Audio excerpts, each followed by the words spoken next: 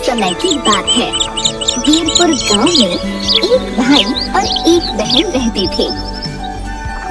भाई का नाम राजेश और बहन का नाम पिंकी था। राजेश बहुत ही आलसी था, वह कोई काम नहीं करता था। एक दिन पिंकी बोली, राजेश तुम कुछ काम क्यों नहीं करती? जब देखो खेलते रहती हो। मैं और माँ कब तक तुम्हें ऐसे ही बोलते रहेंगे? तुम भी तो कुछ समझा करो। मेरी मर्जी, मैं जो मर्जी करूँ। मैं तुमसे छोटा हूँ, जो मेरा दिल करेगा मैं वही करूँगा। जब मेरा समय आएगा तब काम कर लूँगा। तभी राजेश की माँ आई। राजेश, ऐसे बात कर रहे हो तुम अपनी बहन से? चलो माफी मांगो, वो तो तुम्हें सही ही कह रही थी। राजेश को गुस्सा आ गया और वह घर से बाहर चला गया। पिंकी भी राजेश को देखकर उसके पीछे पीछे चली गई। तभी पिंकी बोली, राजेश, राजेश, इतने गुस्से से कहाँ जा रही हो? मैं वन में जा रहा हूँ लकड़ी काटने। जब देखो तुम सब मुझे ताने मारते रहते हो। और इसी तरह पिंकी राजेश का पीछा करते करते वन में पहुँच गई। लकड़ी काटते समय राजेश का पैर फिसला और वह नदी में जा गिरा। पिंकी, पिंकी मुझे बचाओ, मुझे बचाओ, मैं बह रहा हूँ। राजेश, राजेश, राजेश, राजेश। राजेश उसी नदी में बहता हुआ चला गया दूसरे किनारे पर। अरे ये मैं कहाँ आ गया? यह किसका महल है? राजेश जैसे ही किनारे से बाहर निकला, उसके सामने एक जलपरी आ गई। ठहर जाओ बेटा, तुम कहाँ जाना चाहते हो? तुम उस महल में जाना चाहते हो? हाँ, लेकिन आप कौन हो? मैं जलपरी हूँ और किनारे पर एक जादुई महल है। उस महल में तुम्हें जो चाहिए वह मिल जाएगा। जलपरी जी, जो भी चाहो, यानी कि खेलना, खाना पीना सब कुछ। हाँ, मैं तो बस उस महल की रखवाली करती हूँ। जलपरी जी, मुझे भी उस जादुई महल में जाना है। मैं कुछ समय अपने घर वालों से दूर रहकर यहाँ रहूँगा। मेरे घर वाले तब मुझे समझेंगे। तुम महल में तो रह सकते हो, लेकिन मेरी इजाजत के बिना बाहर नहीं आ सकते। हाँ जलपरी जी, ठीक है। तभी राजेश महल में चला गया और तभी महल का दरवाजा बंद हो गया। कितना सुंदर और बड़ा महल है। अब तो मैं बड़े मजे से रहूँगा, खाऊंगा और पीऊंगा। तभी राजेश महल से बोला, जादुई महल, चलो मुझे सोना है। एक सुंदर सा पलंग दे दीजिए। तभी एक सुंदर सा पलंग हाजिर हो गया। राजेश खुश होकर वहाँ सो गया।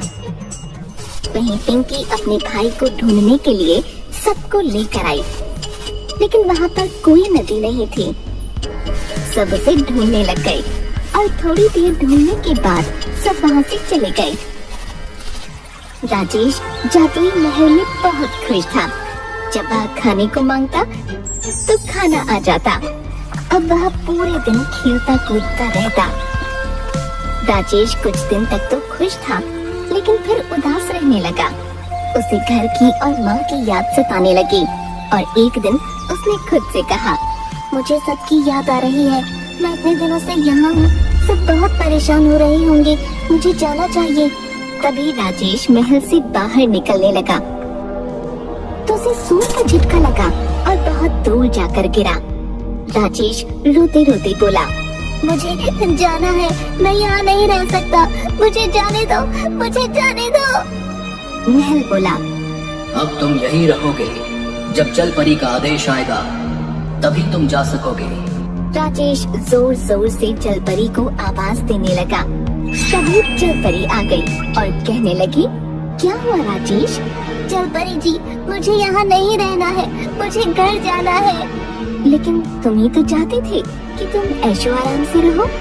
नहीं नहीं, मुझे बस अपने परिवार के पास जाना है। मैं अब सब काम करूँगा, अपने घर वालों को शिकायत का मौका नहीं दूंगा। तभी जलपरी ने उसकी बात मानी और जादुई महल से उसे आजाद कर दिया। राजेश दौड़ते हुए अपने घर पहुंचा। वहाँ सब आराम से अपना काम कर रहे थे। अरे राजेश, क्या हुआ? तुम तो अभी अभी बन गए थे ना?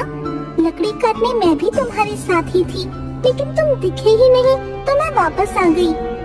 राजेश सोचने लगा, मैं तो काफी दिन से घर से बाहर था, जादुई महल में था, लेकिन पिंकी ऐसा क्यों बोल रही है कि मैं अभी गया था। राजेश को पता चला कि वह जब तक जादुई महल में था समय वहीं रुका हुआ था। पिंकी सब कुछ भूल चुकी थी, इसलिए किसी को पता नहीं चला यह सब जादुई महल का जादू है। यह सिर्फ राजेश ही जानता है।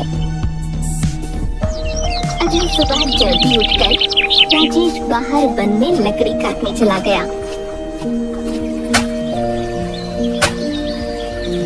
जब वह लौटा तब माँ और पिंकी उसके पास आए और कहने लगे, राजेश तुम बड़े मेहनती हो गए हो बेटा, हमें माफ कर दो, हम तुम्हें ऐसे ही डांटते थे। नहीं माँ, अब मुझे समझ आ गया है कि काम कितना जरूरी है। अब मैं आराम नहीं करूँगा, काम करूँगा। इस तरह माँ और पिंकी दोनों ने राजेश को गले लगा लिया।